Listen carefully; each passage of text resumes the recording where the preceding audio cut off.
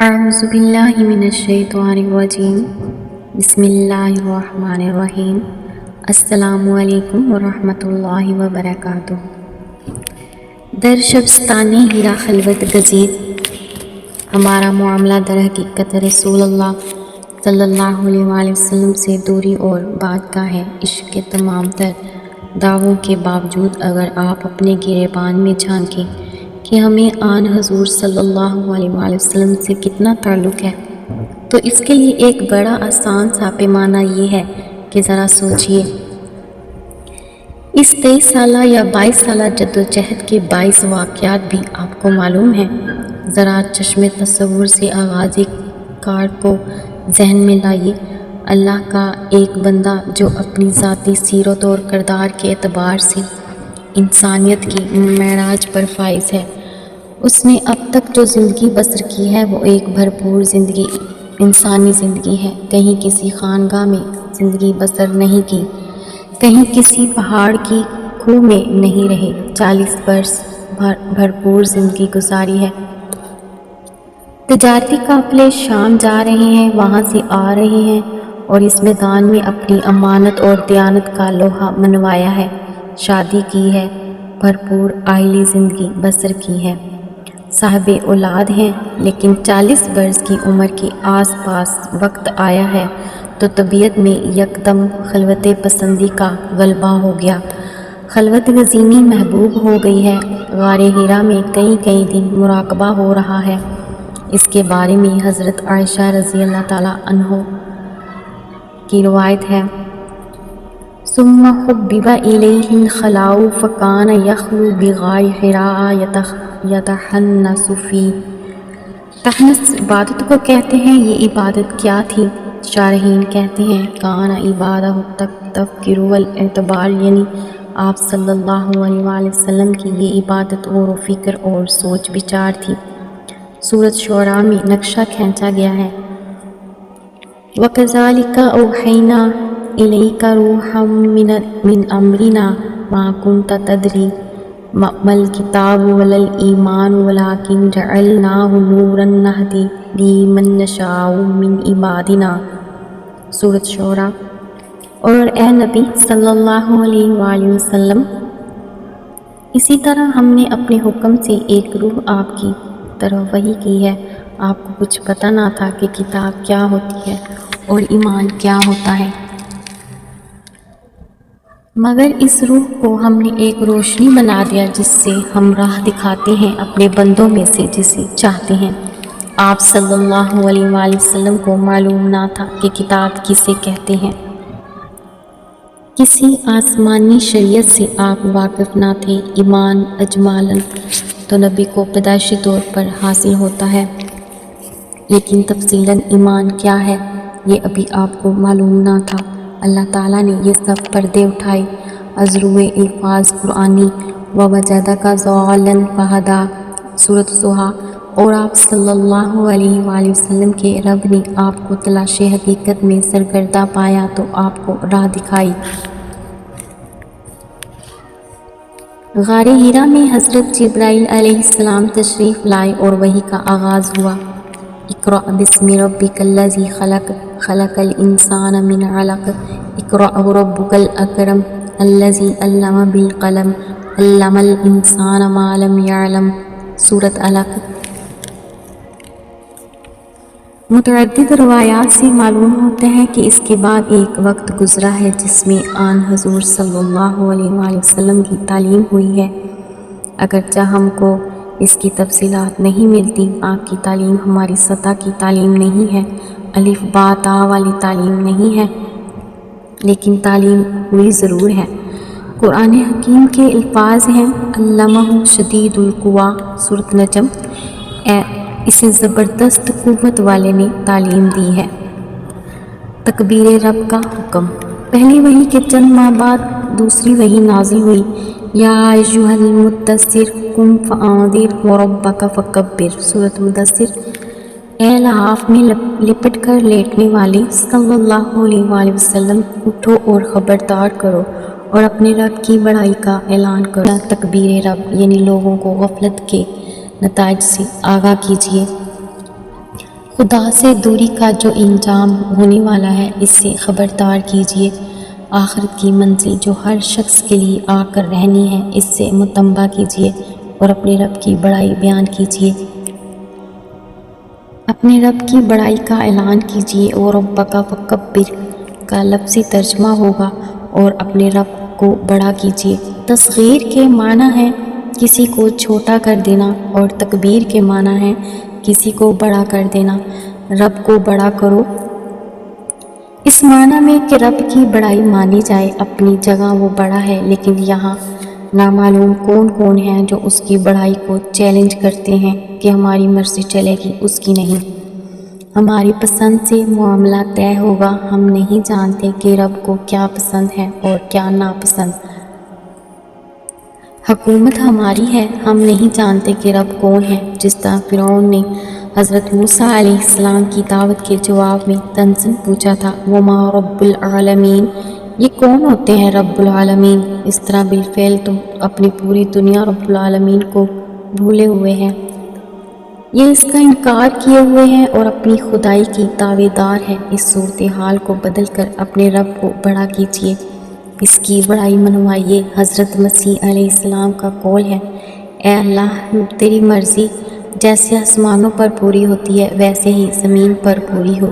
یہ ہے تکبیر رب۔ بقول علامہ اقبال مرحوم فرماتے ہیں، یا وسعت افلاک میں تکبیر مسلسل، یا خاک کے آغوش میں تسبیح و مناجات۔ وہ مذہب مردان خود آگاہ خدا مست، یہ مذہب ملا جماعتات اور نباتات۔ تکبیر رب کا یہ حکم حضرت محمد صلی اللہ علیہ وآلہ وسلم کو اپنی جد و جہد کے آغاز ہی میں دے گیا ہے۔ یہ ہے وہ چیز جس کا ایک بارگرہ محسوس کیا محمد صلی اللہ علیہ وآلہ وسلم نے اور اس کا اظہار فرمایا، خشیت علی نفسی، مجھے اپنی جان کا خدشہ ہے۔ اہلیہ محترمہ حضرت خدیجہ الکبریٰ رضی اللہ تعالیٰ عنہ آپ صلی اللہ علیہ وآلہ وسلم کو تسلی دے رہی ہیں کہ اللہ آپ کو ضائع نہیں کرے گا۔ آپ یتیموں کی سرپرستی فرمانے والے، بیواؤں کی خبر گیری کرنے والے، بھوکوں کو کھانا کھلانے والے اور مسافروں کی خدمت کرنے والے ہیں۔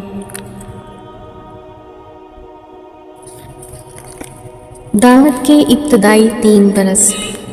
ابتدائی 3 برس تک دعوت و تبلیغ اس سطح پر ہوئی ہے کہ صرف اپنے قریب ترین لوگ ہی اس دعوت کے مخاطب رہے ہیں۔ لفظ خفیہ، اس کا استعمال کرنا تو درست نہیں ہوگا۔ خفیہ بات وہاں کوئی نہیں تھی، البتہ ڈنکے کی چوٹ بھی نہ تھی، اعلان نہیں تھی، ذاتی تعلقات کی بنیاد پر دعوت اندر ہی اندر پھیل رہی تھی۔ آپ صلی اللہ علیہ وآلہ وسلم کی اہلیہ محترمہ حضرت خدیجہ الکبریٰ رضی اللہ تعالیٰ عنہ سب سے پہلے ایمان لانے والی تھیں۔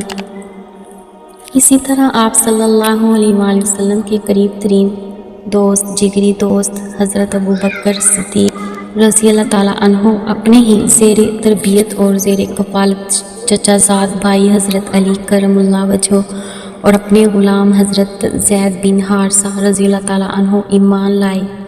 یہ 4 افراد سب سے پہلے ایمان لانے والے ہیں۔ ان چاروں میں اولیت کا تعین بڑا مشکل ہو جاتا ہے، لہٰذا اس میں بڑی عمدہ مطابقت پیدا کی گئی ہے کہ عورتوں میں سب سے پہلے حضرت خدیجہ رضی اللہ تعالیٰ عنہ، آزاد اور بالغ مردوں میں سے سب سے پہلے حضرت ابوبکر رضی اللہ تعالیٰ عنہ، بچوں میں سب سے پہلے حضرت علی رضی اللہ تعالیٰ عنہ اور غلاموں میں سب سے پہلے حضرت زید بن حارثہ رضی اللہ تعالیٰ عنہ ایمان لائے۔ یہ 4 حضرات محمد رسول اللہ صلی اللہ علیہ وآلہ وسلم کی اولین کمائی ہیں اور ان میں سے سب سے قیمتی کمائی حضرت ابوبکر صدیق رضی اللہ تعالیٰ عنہ ہے۔ معاشرے میں ان کو بلند مقام حاصل تھا۔ ان کی سچائی، امانت اور دیانت، نیکی اور راست بازی، خلق خدا سے ہمدردی اور وسعت قلب سب مسلم تھی۔ پھر یہ کہ وہ اپنے معاشرے کے متمول فرد تھے اور سب سے بڑھ کر یہ کہ اس وقت جو ایک قبیلے کی حکومت تھی اس میں ایک انتہائی نازک ذمہ داری ان کے سپرد تھی۔ یعنی دیت کی رقم کا تعین اور قتل کے مقدمات کا فیصلہ کرنا، یہ منصب حضرت ابو بکر صدیق رضی اللہ تعالیٰ عنہ کے پاس تھا۔ جب وہ ایمان لائے تو وہ ایک فرد نہیں، ایک امت تھے۔ جیسے قرآن مجید میں آتا ہے کہ ان ابراہیم کان امہ، چنانچہ عشرہ و مبشرہ میں سے 6 حضرات وہ ہیں جو حضرت ابو بکر صدیق رضی اللہ تعالیٰ عنہ کی دعوت پر ایمان لائے۔ حضرت عثمان، حضرت طلحہ، حضرت زبیر، فاتح ایران، حضرت سعد بن ابی وقاص اور حضرت عبد الرحمن بن عوف رضی اللہ تعالیٰ عنہ کو لا کر رسول اللہ صلی اللہ علیہ وآلہ وسلم کی خدمت میں پیش کرنے والے حضرت ابو بکر صدیق رضی اللہ تعالیٰ عنہ ہی ہیں۔ عشرہ و مبشرہ میں سے یہ وہ چوٹی کے صحابہ رضی اللہ تعالیٰ عنہ ہیں جو آپ رضی اللہ تعالیٰ عنہ کی دعوت و تبلیغ سے ایمان لائے۔ رسول اللہ صلی اللہ علیہ وآلہ وسلم کو حکم ہوا وَأَنذِرْ عَشِيرَتَكَ الْأَقْرَبِينَ، سورۃ شعراء، اپنے قریبی رشتہ داروں کو خبردار کیجیے۔ چنانچہ آپ صلی اللہ علیہ وآلہ وسلم نے انسانی سطح پر بالکل فطری طریقہ اختیار کرتے ہوئے حضرت علی رضی اللہ تعالیٰ عنہ کو حکم دیا کہ دعوت طعام کا اہتمام کرو اور نبی ہاشم کو بلاؤ۔ چنانچہ بنی ہاشم کو جمع کر کے کھانا کھلایا گیا۔ اس کے بعد آپ صلی اللہ علیہ وآلہ وسلم نے کھڑے ہو کر دعوت پیش کرنا چاہی تو اودم مچ گیا۔ کسی نے بات نہ سنی، اگر آخر چرچا تو ہو چکا تھا، انہیں معلوم تو تھا کہ ہمیں کس لیے جمع کیا گیا ہے، لہٰذا شور مچا دیا گیا اور بات سنی ہی نہیں گئی۔ اس طرح اولین کوشش ناکام ہو گئی۔ یہ بات ذہن میں رکھیے کہ میری گفتگو میں ناکامی کا لفظ بار بار آئے گا، اس سے کوئی مغالطہ نہ ہو جائے۔ حقیقت یہ ہے کہ نبی کی کوشش ناکام نہیں ہوتی، نبی کے نقش قدم پر چلنے والے کسی انسان کی کوشش بھی ناکام نہیں ہوتی، اس اعتبار سے کہ اس کا اجر خدا کے ہاں محفوظ ہے، لیکن ایک ہے دنیا میں اس کوشش کے نتائج نکلنا۔ کامیابی کا یہ جو تصور ہے، اس کے اعتبار سے یہ لفظ استعمال کر رہا ہوں کہ ناکامی کا سامنا ہوا، چنانچہ دوبارہ کوشش کی گئی، پھر کھانا کھلایا گیا، اس بار ذرا سا موقع مل گیا۔ رسول اللہ صلی اللہ علیہ وآلہ وسلم نے کھڑے ہو کر دعوتیں پیش کی، لیکن پورا مجمع گمسم رہا، صرف حضرت علی رضی اللہ تعالیٰ عنہ کھڑے ہوئے جو پہلے سے ہی اپنے تھے۔ آپ نے کھڑے ہو کر کہا، اگرچہ میری ٹانگیں پتلی ہیں، اگرچہ مجھے آشوب چشم بھی ہے، لیکن میں آپ کا ساتھ دوں گا۔ اس پر پورا مجمع کھلکھلا کر ہنس پڑا کہ چلے ہیں عالمی انقلاب برپا کرنے اور یہ ہیں ان کے ساتھی۔ اس طرح ان دونوں دعوتوں کا نتیجہ صفر رہا۔ کوہ صفا کی پکار۔ اس کے بعد قلب محمد صلی اللہ علیہ وآلہ وسلم پر حکم نازل ہوتا ہے، فاصدع بما تؤمر، بس اے نبی صلی اللہ علیہ وآلہ وسلم ایک قدم آگے بڑھائیے اور جس بات کا آپ کو حکم ہوا ہے اس کو ڈنکے کی چوٹ کہیے۔ اس کے لیے رسول اللہ صلی اللہ علیہ وآلہ وسلم نے کیا تدبیر اختیار فرمائی؟ جن ظروف و احوال میں آپ کام کر رہے تھے، ان میں ابلاغ کا جو بھی ممکن طریقہ تھا اسے آپ نے اختیار فرمایا۔ اس دور میں رواج یہ تھا کہ اگر لوگوں کو جمع کر کے کوئی بات سنانی ہوتی یا کوئی اہم خبر دینی ہوتی تو کوئی شخص اس بلند مقام پر کھڑے ہو کر نعرہ لگاتا تھا، وَأَصْبَعَهَا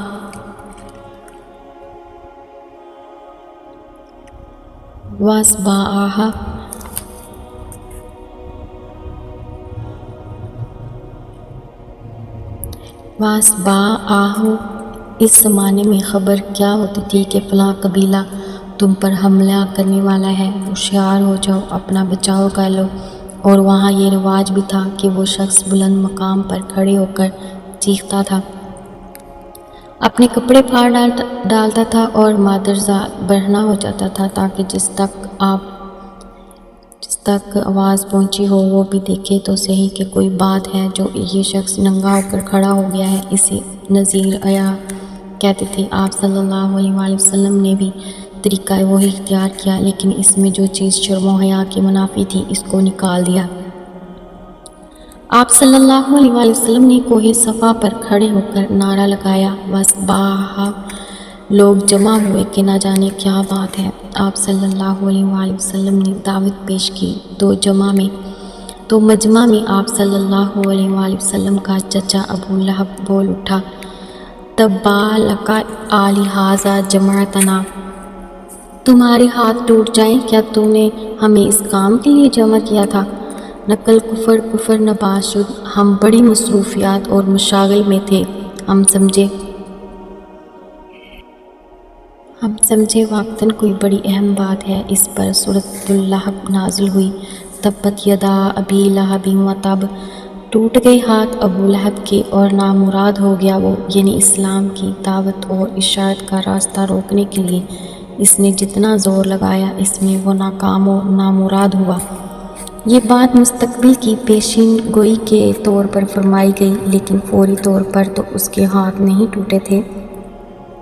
اس وقت تو صورت یہ تھی کہ اس دعوت عام کا بھی کوئی نتیجہ نہیں نکلا، گویا ناکامیوں پر ناکامی۔ یہی وجہ ہے کہ مکی سورتوں میں آپ صلی اللہ علیہ وآلہ وسلم کو بار بار صبر کی تلقین کی گئی ہے کہ اے نبی صبر کیجئے، جھیلیے، ہمت جواب نہ دے، مایوسی اور نا امیدی پاس نہ پھٹکنے پائے۔ فاصبر کما صبر اولو العزم من الرسل، پس آپ صبر کیجئے جس طرح اولو العزم رسولوں نے صبر کیا۔ سورۃ المدثر کی ابتدائی 7 آیات میں آخری بات صبر ہے۔ وَلِرَبِّكَ فَاصْبِرْ، اور اپنے رب کی خاطر صبر کیجئے۔ سورۃ النحل میں فرمایا وَاصْبِرْ وَمَا صَبْرُكَ إِلَّا بِاللَّهِ، اور اے نبی صلی اللہ علیہ وآلہ وسلم صبر سے کام لیجئے اور آپ کا یہ صبر اللہ ہی کی توفیق سے ہے۔ سورۃ مزمل میں ارشاد ہوا وَاصْبِرْ عَلَىٰ مَا يَقُولُونَ وَاهْجُرْهُمْ هَجْرًا جَمِيلًا، اور صبر کیجئے ان باتوں پر جو یہ بنا رہے ہیں اور خوبصورتی کے ساتھ ان سے الگ ہو جائیے۔ ایک بات ذہن میں رکھیے، کسی بھی انقلابی دعوت کے نتیجے میں معاشرے کا پہلا رد و عمل استہزاء اور تمسخر ہوتا ہے کہ اسے چٹکیوں میں اڑا دیا جائے۔ کہا جاتا ہے کہ پاگل ہو گئے ہیں، جنون کا عارضہ لاحق ہو گیا ہے، ذہنی توازن ٹھیک نہیں رہا۔ کبھی مخلصانہ، دردمندانہ اور خیر خواہانہ انداز میں کہا جاتا ہے اچھے بھلے آدمی تھے، کیا ہو گیا، بیٹھے بٹھائے۔ چنانچہ تسلی کے لیے آیات الہیہ اتر رہی ہیں۔ بسم اللہ الرحمن الرحیم، نون والقلم وما یسطرون، ما انت بنعمت ربک بمجنون، وان لک لاجرا غیر ممنون، وانک لعلی خلق عظیم، فستبصر ویبصرون بأیکم المفتون۔ نون، قسم ہے قلم کی اور اس چیز کی جسے لکھنے والے لکھ رہے ہیں۔ اے نبی صلی اللہ علیہ وآلہ وسلم، آپ ملول نہ ہو، آپ اپنے رب کے فضل سے مجنون نہیں ہیں، اور یقیناً آپ کے لیے ایسا اجر ہے جس کا سلسلہ ختم ہونے والا نہیں ہے، اور بے شک آپ اخلاق کے بڑے مرتبے پر ہیں۔ عنقریب آپ بھی دیکھ لیں گے اور یہ بھی دیکھ لیں گے کہ تم میں سے کون جنون میں مبتلا ہے۔ یہ ہے وہ ابتدائی دور جس میں دعوت کا سلسلہ جاری ہے۔ ظلم و تشدد کا آغاز۔ اس دور کے متعلق 2 باتیں اچھی طرح سمجھ لینی چاہیے۔ ایک تو یہ کہ دعوت کا ذریعہ تمام تر قرآن مجید ہے۔ زیر دعوت افراد کو آیات قرآنی پڑھ کر سنائی جا رہی ہیں۔ اگر معلوم ہوتا کہ فلاں شخص کوئی قافلہ ٹھہرا ہوا ہے تو آپ وہاں پہنچتے اور ان سے کہتے کہ میرے پاس ایک کلام ہے جو میں پیش کرتا ہوں، انہیں آپ کلام الہی سناتے۔ تذکیر ہے تو قرآن کے ذریعے سے ہے، فذکر بالقرآن من یخاف وعید، بس آپ اس قرآن کے ذریعے سے ہر اس شخص کو نصیحت کیجیے جو میری تنبیہ سے ڈرے۔ انداز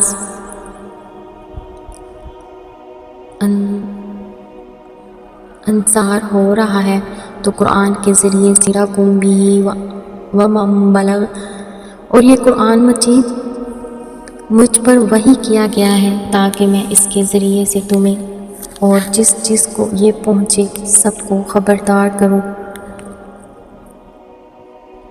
تبشیر ہو رہی ہے تو بھی اسی قرآن کے ذریعے سے، فَإِنَّمَا يَسَّرْنَاهُ بِلِسَانِكَ لِتُبَشِّرَ بِهِ الْمُتَّقِينَ وَتُنذِرَ بِهِ قَوْمًا لُدًّا۔ بس اے نبی صلی اللہ علیہ وآلہ وسلم، اس کلام کو ہم نے آپ کی زبان میں آسان کر کے اسی لیے نازل کیا ہے تاکہ آپ اس کے ذریعے پرہیزگاروں کو خوشخبری دے دیں اور ہٹ درم لوگوں کو متنبہ کر دیں۔ گویا آپ صلی اللہ علیہ وآلہ وسلم کی دعوت کا مرکز اور محور قرآن مجید ہی تھا۔ اتر کر ہیرا سے سوئے قوم آیا، وہ ایک نسخہ کیمیا ساتھ لایا۔ دوسری بات یہ ذہن میں رکھیے کہ انقلابی جدوجہد کے بعض مراحل وہ ہیں جو تمام انقلابات میں مشترک ہوتے ہیں۔ دعوت، تنظیم، تربیت اور تصادم ہر انقلاب کے لازمی مراحل ہیں، لیکن انقلاب کو انقلاب سے ممیز کرنے والی چیز یہ ہے کہ دعوت کی بنیاد کیا ہے اور جو اس جماعت اس دعوت کو قبول کر رہی ہے اس کی تربیت کا اصول کیا ہے۔ یہاں سے دونوں طرح کے انقلاب کے راستے جدا ہو جائیں گے، ایک صالح انقلاب ہوگا اور ایک فاسد انقلاب ہوگا۔ ایک انقلاب وہ ہے جس کی بنیاد خدائے واحد کی پرستش اور آخرت کے یقین پر ہے، اعمال صالحہ، انسانی ہمدردی اور سچائی اس کے ابتدائی لوازم، جبکہ ایک دعوت وہ ہے جس میں کسی قوم کی قومی عصبیت کو ابھارا گیا ہو، جس میں کسی نسل کی نسلی عصبیت کو اپیل کیا گیا ہو، جس میں طبقاتی شعور اجاگر کیا گیا ہو۔ زمین اور آسمان کا فرق یہاں سے پڑے گا، ورنہ دعوت کا لفظ مشترک ہے۔ انہیں بھی دعوت پیش کرنی ہوگی، ہمیں بھی اپنی دعوت پیش کرنی ہوگی۔ کوئی سیاسی ہنگامہ، کوئی قومی نعرہ، کوئی طبقاتی کشمش،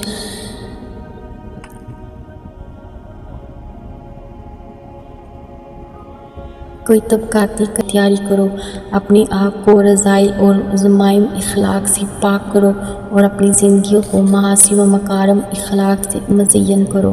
تو اس فرق کو ذہن میں رکھیے، کہیں بار لفظ انقلاب کی تکرار سے آپ اس فرق کو نظر انداز نہ کر دیں۔ ایک بات اور ذہن میں رکھیے کہ دنیا میں مذہبی تبلیغ عام طور پر سوسائٹی کی پست طبقات میں ہوتی ہے۔ لوگ ان کی مظلومیت سے ذرا سا ہمدردی کا لبادہ اوڑھ کر ان کے سامنے آتے ہیں اور ان کے نام بدلوا لیتے ہیں۔ کوئی سابقہ یا اللہ کا نام میں لگا اور انہوں نے رجسٹر میں درج کر لیا کہ ہم نے اتنے عیسائی بنائے ہیں، جو صادق علی تھا وہ صادق مسیح بن گیا۔ لیکن انقلابی دعوت ہمیشہ معاشرے کے اونچے طبقے اور ذہین ترین عنصر سے خطاب کرتی ہے۔ یہ دعوت عقلی بنیاد پر پیش کی جاتی ہے اور ظاہر ہے کہ ایک نظریہ اور ایک فلسفہ کو قبول کرنے والے معاشرے کے اونچے طبقے کے لوگ ہی ہو سکتے ہیں۔ چنانچہ دیکھیے، جن لوگوں کے نام ابھی گنوائے گئے ہیں، یہ اس سوسائٹی کا مکھن تھے۔ ابو بکر صدیق رضی اللہ تعالیٰ عنہ، عثمان غنی، عبد الرحمن بن عوف، طلحہ زبیر اور سعید بن زید رضی اللہ تعالیٰ عنہ، یہ ہیں محمد رسول اللہ صلی اللہ علیہ وآلہ وسلم پر ایمان لانے والے۔ اگرچہ یہ بھی اپنی جگہ ایک حقیقت ہے کہ انقلابی دعوت کو قبول کرنے میں کچھ اور طبقات کے لوگ بھی پیش قدمی کرتے ہیں۔ اعلیٰ ترین طبقات میں سے جو بالکل صالح طبیعت کے لوگ ہوتے ہیں وہی آئیں گے، اس لیے کہ ان کے پاؤں میں مفادات کی بیڑیاں پڑی ہوتی ہیں۔ اس کے بعد دو طبقات اور ہیں کہ ایک نوجوانوں کا طبقہ جس میں ابھی وہ مصلحت کوشی اور مصلحت بینی نہیں ہوتی، جو پہلے طبقے کے لوگوں پر مسلط ہوتی ہے۔ ان میں جوش اور ولولہ ہوتا ہے، بات قبول کرتے ہیں تو اس پر ہرجہ باد ماں کشتی در آب انداز خطیم کہہ کر چھلانگ لگانے کے لیے تیار ہوتے ہیں۔ اور دوسرا طبقہ وہ ہوتا ہے جو دبا ہوتا ہے، پسا ہوتا ہے، اس کے پاؤں میں مفادات کی کوئی بیڑی نہیں ہوتی اور دعوت حق کو اس کی فیس ویلیو پر قبول کرتے ہیں۔ چنانچہ آپ دیکھیں گے کہ یہی تین طبقات ہیں جنہوں نے رسول اللہ صلی اللہ علیہ وآلہ وسلم پر ایمان لانے میں پیش قدمی کی یا تو چوٹی کا طبقہ ہے جن کے میں نے نام گنوائے ہیں، لیکن یہ چند ہیں، اگرچہ ان میں سے ایک ایک جو ہے وہ 1,00,000 کے برابر ہے، یا پھر بالکل نوجوان ہیں، یا پھر وہ طبقہ جو انتہائی دبا ہوا، پسا ہوا، مظلوم اور مقہور ہے، جس کا کوئی حق اس معاشرے میں نہیں تھا، یعنی غلاموں کا طبقہ۔ اس طبقے میں سے حضرت بلال، ابو وقیع اور خباب بن الارت رضی اللہ تعالیٰ عنہ ایمان لائے، لونڈیاں ایمان لائیں، آل یاسر رضی اللہ تعالیٰ عنہ ایمان لائے۔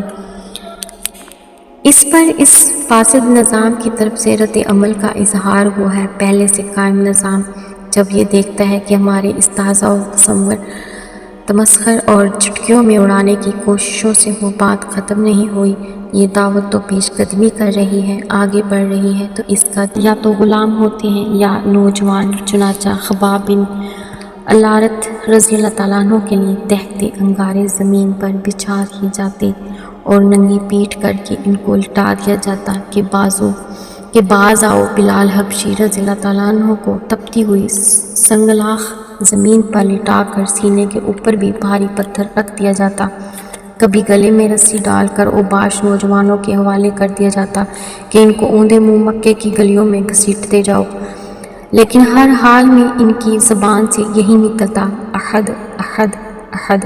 ابو جہل نے آل یاسر رضی اللہ تعالیٰ عنہ پر اظہار ثانی اور تشدد کی حد کر دی۔ اس نے حضرت سمیہ رضی اللہ تعالیٰ عنہ کو برچھا مار کر شہید کر دیا اور اس طرح وہ راہ حق کی پہلی شہید ٹھہری۔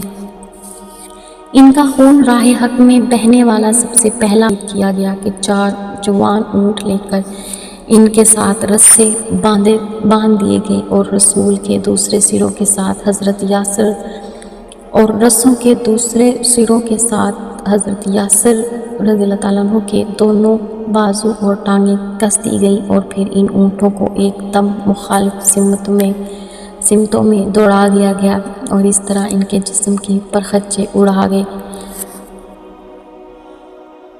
یہ ہے بہیمانہ تشدد جو اس دعوت کو قبول کرنے والوں پر روا رکھا گیا۔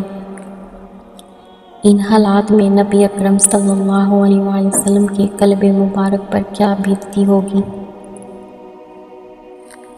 وہ پیغام ربانی جو آپ کو ملتا تھا، بس پھر وہی آپ اپنے جانثاروں اور ساتھیوں میں بانٹتے گئے۔ آپ سامنے سے گزر رہے تھے، دیکھ رہے تھے کہ ابو جہل کیا کر رہا ہے، لیکن اس کا ہاتھ نہیں پکڑ سکتے۔ آپ کہتے ہیں تو صرف یہ کہ صبرن یا آل یاسر، اے یاسر کے گھر والوں، صبر کرو اور جھیلو، فإن موعدکم الجنہ، اس لیے کہ اللہ تعالیٰ کا وعدہ تم سے جنت کا ہے۔ پھر یہ نہیں کہ اعلیٰ طبقات کے لوگوں پر تشدد نہ ہوا ہو، ان میں سے بالخصوص نوجوانوں پر تشدد ہوا۔ حضرت عثمان رضی اللہ تعالیٰ عنہ نوجوان تھے، ان کے چچا نے ایک چٹائی میں لپیٹا اور دھواں دے دیا۔ حضرت مصعب بن عمیر رضی اللہ تعالیٰ عنہ کو بالکل مادرزہ داد بنا کر کے گھر سے نکال دیا گیا کہ تم نے اگر اپنے آبائی دین کو چھوڑا ہے تو ماں باپ کی کسی چیز پر تمہارا کوئی حق نہیں ہے، یہ کپڑے بھی انہی کے ہیں، انہیں بھی اتار دو۔ حضرت ابو بکر رضی اللہ تعالیٰ عنہ کو اس قدر مارا گیا کہ بالکل مردہ سمجھ کر چھوڑا گیا۔ کہاں ان کا مرتبہ اور کہاں ان کا یہ حال؟